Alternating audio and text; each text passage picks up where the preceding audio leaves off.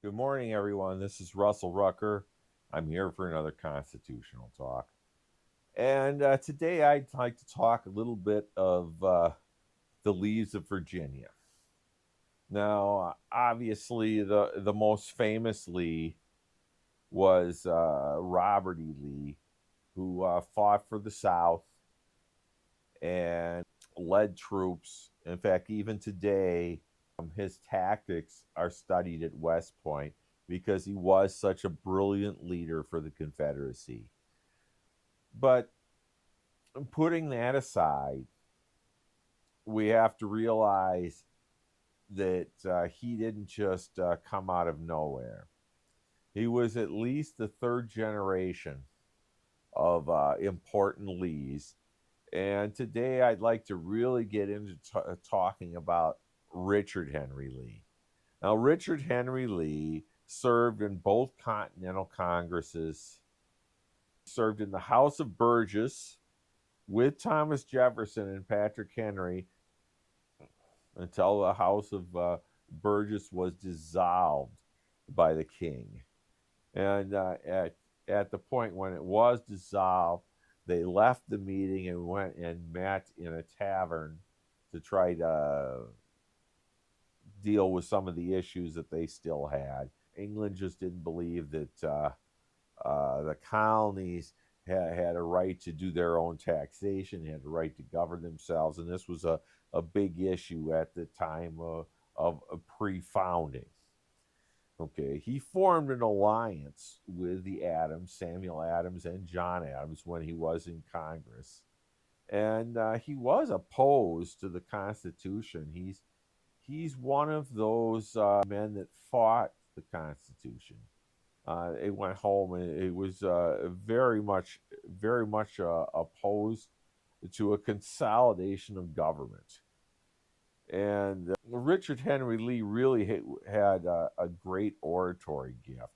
He may have been opposed to the Constitution, but he was not opposed to freedom, and he was not opposed to liberty. He authored the Westmoreland, which was a protest against the Stamp Act by farmers, and he really was instrumental in the independence movement. And when it came time in the Second Continental Congress, he made a motion for independence. He made the motion to declare a Declaration of Independence.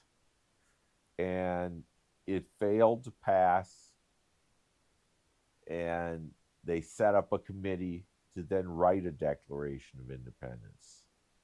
And Richard Henry Lee really got the ball rolling.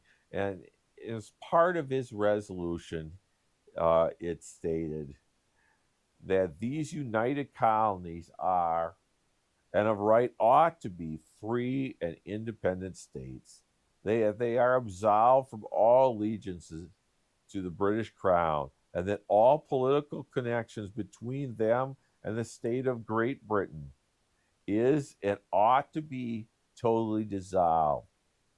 Now, if you find this language fairly familiar, it's because some of this language is actually in the Declaration of Independence itself. So it found its way into the Declaration. Richard Henry Lee was an important man. He was an extreme radical in the same tone as Samuel Adams, Patrick Henry, and some of the others. He was quite active in the Virginia House of Burgess until they were disbanded, and then sent to the Continental Congresses, and he did serve in both the First and Second Continental Congress. So I thought you'd like to know a little bit more about Richard Henry Lee, especially being he's the one that uh, the original motion for independence itself. Each one of these founders, whether they were for the Constitution or not, are still very important leaders in our country because everybody wasn't for everything, but they all had their place and they all worked together in unison. Kind of like a great symphony where you might hear the clarinets, and the violins, and the bass instruments, even though they aren't all the same, they're all acting together. And that's what these men, along with those that fought for independence, along with all of them that had a place in the movement for independence and for a constitutional government. So all these men really are important.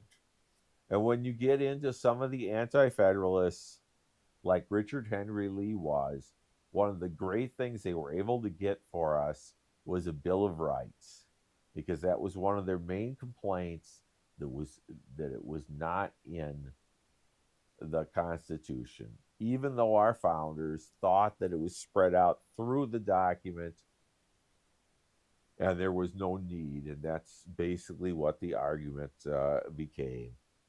So I hope you understand a little bit more about that, and I will catch you next time on the next Constitutional Talk. You folks have a good day now. We'll catch you next time on the next Constitutional Talk. Bye now.